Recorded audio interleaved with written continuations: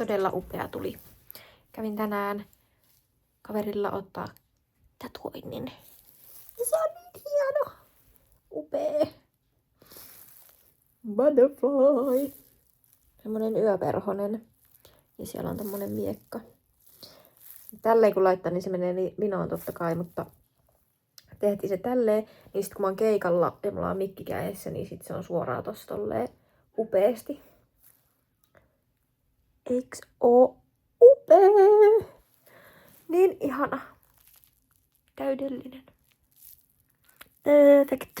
Enkä ees itkenyt yhtään. Hyvä minä. Oli yllättävän helppo. Ei tullut kyyneleen kyyneltä eikä tarvinnut hirveän montaa kertaa edes irvistää, niin oli very nice. Very nice. Ja mä jotenkin jännitin tosi paljon, koska mä en ole pitkään aikaa ottanut tatskaa. Sitten on useampi vuosi, kun mä oon viimeksi ottanut mitään. Mutta tää oli oikein mainio. Ei ollut yhtään paha. No niin hieno! Niin kestä. Olen erittäin tyytyväinen tähän. Pitää näyttää sitten vielä kun se on vähän parantunut, että minkälainen sitten tulee, mutta oh my god, se on niin söpö. Se on niin söpö. Upea yksilö. Mä leivoin myös mustikkapiirakkaa eilen, joten mä vein sitä sitten tälle mun kaverille, joka ton teki. Niin sai sitten vähän herkkumustikkapiirakkaa. Ja energiajuoman vein myös. Niin tulee hyvä mieli. Kattakaa sitä. Kattakaa sitä. Se on niin hieno. Se on niin hieno. Se on upea. Tatuojan nimi paljastetaan, kun aika on oikea. Ja mustikkapiirakka totta kai oli myös itse kerätyistä marjoista. Ei aina välttämättä olisi, mutta tällä kertaa totta kai. Mitä vittua mä selitän? Totta kai. Mutta siis nyt oli ihan itse kerätyistä marjoista myöskin. Kävin poikaystäväni äidin kanssa keräämässä mustikoita ja sitten seuraavana päivänä eli eilen sain tehtyä siitä piirakan. Eli win-win. Ja sitten mä sain sitä vietyä vielä tolle mun tatskaajakaverille. Ja mä tekin aivan upeata jälkeen. Herran jumala, tää on hieno. Tää on niin hieno. Aivan upea. Look at it. Look at it. It's so beautiful.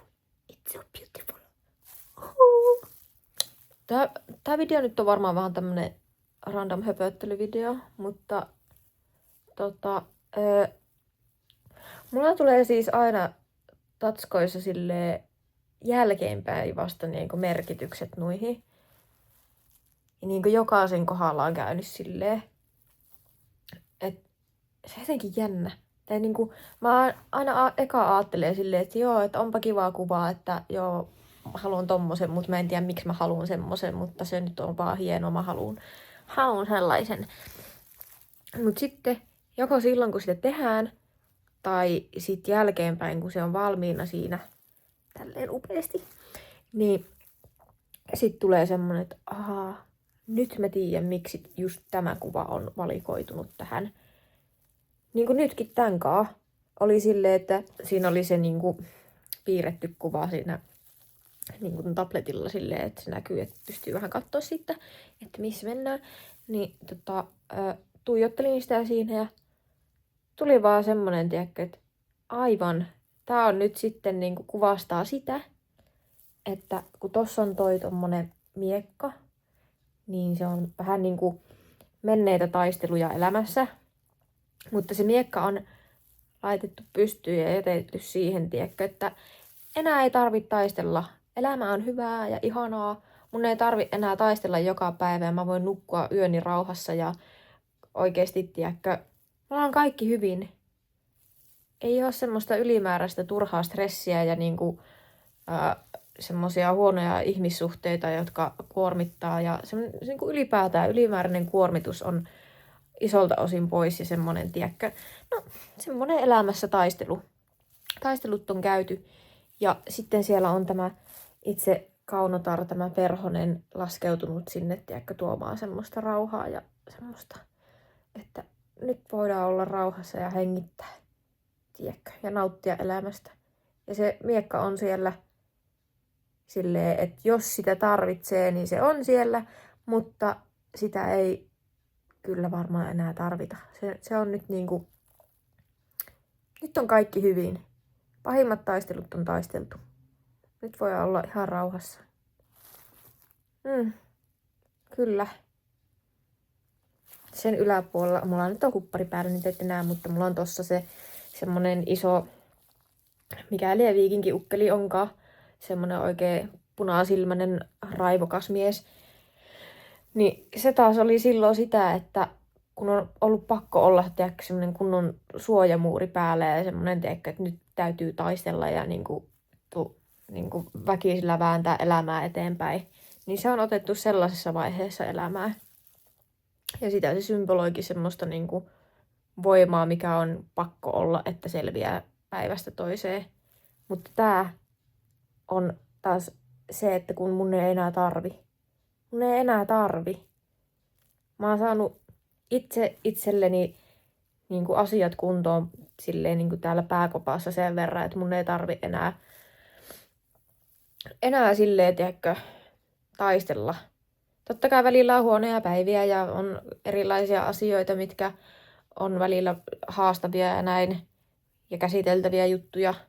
Niitä tulee aina, mutta se ymmärrys itteeni kohtaan ja rakkaus itteeni kohtaan, niin ne on helpottanut mun elämää niin paljon, kun ne on, tai kun on oivaltanut niin paljon erilaisia juttuja ja päässyt silleen henkissä kasvussa eteenpäin, että sitten myös tekee paljon asioita eri tavalla, joten elämä paranee pikkuhiljaa koko ajan. Ja ne on niinku niitä pieniä valintoja, mitä tekee niinku omassa elämässä ja niinku miten päättää käyttäytyä milloinkin missäkin tilanteessa. Vaikka ne olisi ihan mitättömän pieniä, mutta ne on niitä tärkeitä valintoja. Niin sille, että jos mua ärsyttää joku asia, että miten mä tuon sen esille, ja onko se semmoinen asia, mikä on nyt pakko tuoda esille, vai onko se semmoinen asia, mikä mun pitää ensin käsitellä omassa päässäni läpi.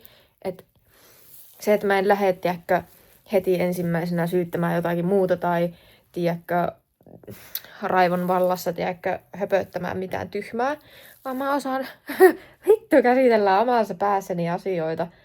Niin. Ja siis on niinku paljon semmosia, tuo nyt oli ehkä vähän huono esimerkki, mutta, tai en tiedä, ehkä ihan hyväkin, mutta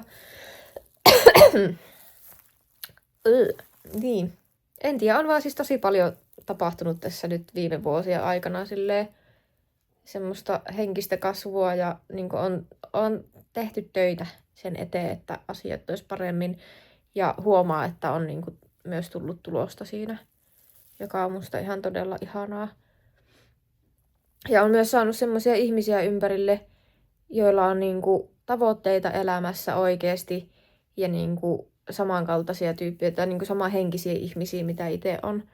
Ja niin kuin, vaikka niin kuin, niilläkin on monilla, tiedätkö, vaikeita taustaa ja on omat taistelunsa ollut elämässä ja on ollut huonoissa porukoissa ja tälleen niin kuin ajautunut vähän vääriin porukoihin aiemmassa elämässä, niin kuin itselläkin. Mutta sitten jokainen tyyli näistä ihmisistä on semmosia, että niin kuin minä, että aloitetaan nyt ihan puhtaalta pöydältä tämä elämä ja mietitään, mitä mä haluun. What I want. Tiedätkö, silleen, mä voin tehdä mun elämällä, mitä mä haluun. Mä voin rakentaa mun elämästä just sellaisen, kuin mä haluun. Ja nämä tyypit ajattelee kans samalla. Ne ei ole silleen, että no et sä nyt vittu pysty tohon. Kannattaako sun nyt tolleen, että onko tuo nyt vähän liikaa. Ja sä oot nyt vähän liikaa, kun sä teet tolleen, että et sä nyt välttämättä. Ootko nyt ihan varma tosta? Vaan ne on silleen, hyvä. Yes. Että toi on vitu siisti juttu. Että menee sitä kohti. Ja mä oon niille myös samanlainen. Koska ne on ihan mahtavia tyyppejä, ketä mun ympärillä on. Ja mä oon tosi kiitollinen siitä, että mulla on tällaisia ihania ihmisiä mun ympärillä. Ja se on mun mielestä siisti nähdä, kun ihmisillä on unelmia ja haaveita ja ne tavoittelee myös niitä unelmia ja haaveita ja niin kuin tekee asioita niinku, itteensä ja omien tavoitteiden eteen. Ja niinku, vittu,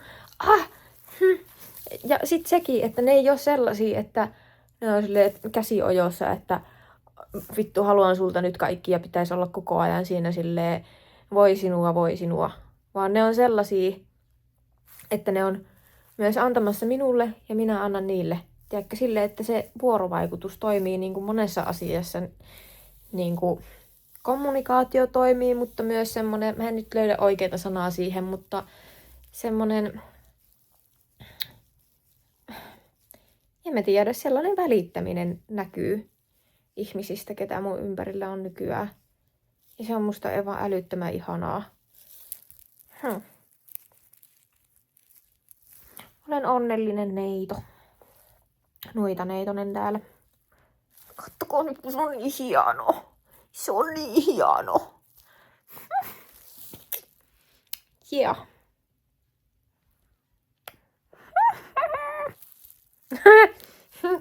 En tiedä, onko nyt ihan ihmehöpötistä tämä mulla, mutta I don't care.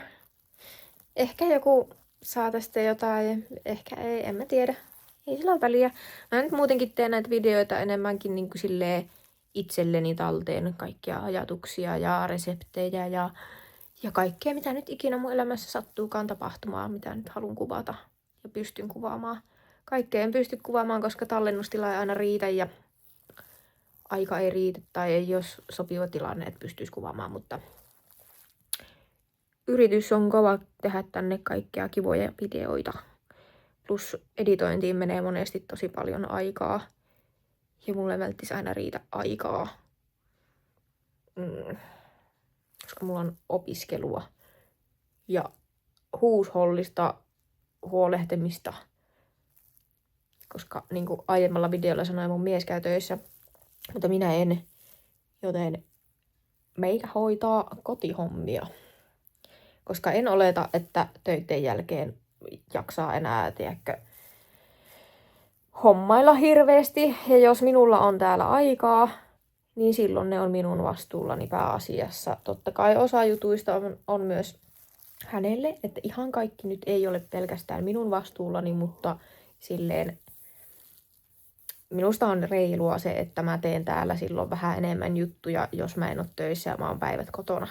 Koska oishan se nyt, miettii nyt niin kuin omalle kohdalle sille, että jos mä olisin töissä ja toinen olisi päivät kotona eikä tekisi yhtään mitään, niin kyllä mä alkaisi vituttaa. Niin mä en halua olla sellainen. Mutta se ei myöskään tarkoita sitä, että tiedätkö, voisi käyttäytyä ihan miten huittaa. Vaan se vaatii sen, että on myös hyvä mies, joka kohtelee mua helvetin hyvin. Niin kuin mun mies on. Jep.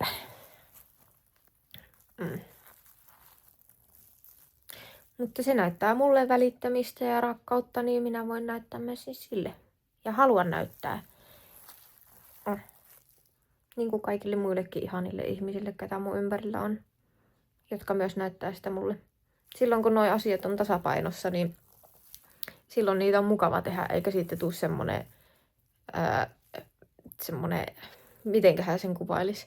Semmoinen inhottava fiilis silleen, että no mä nyt teen näitä juttuja, mutta mä en ole varma saanko mä mitään takaisin, tiedätkö, sellainen fiilis. No epävarma fiilis ei tule, kun on oikeat ihmiset siinä ympärillä. Myöskin kuvasin, kun olin kipeänä, niin yhden videon, mutta se tulee varmaan jälkeenpäin, koska mulla on siinä vielä aika paljon editoitavaa. Niin se nyt ei tule ihan aikajärjestyksessä, mutta eipä se haittaa. Nämä tulee vähän ehkä random järjestyksessä välillä nämä videot, mutta ihan sama. Joo. Ja olin myös kipeänä, kun viimeksi vedin keikan, mutta se meni yllättävän hyvin. Mä voin laittaa jonkun pienen pätkän vaikka tähän.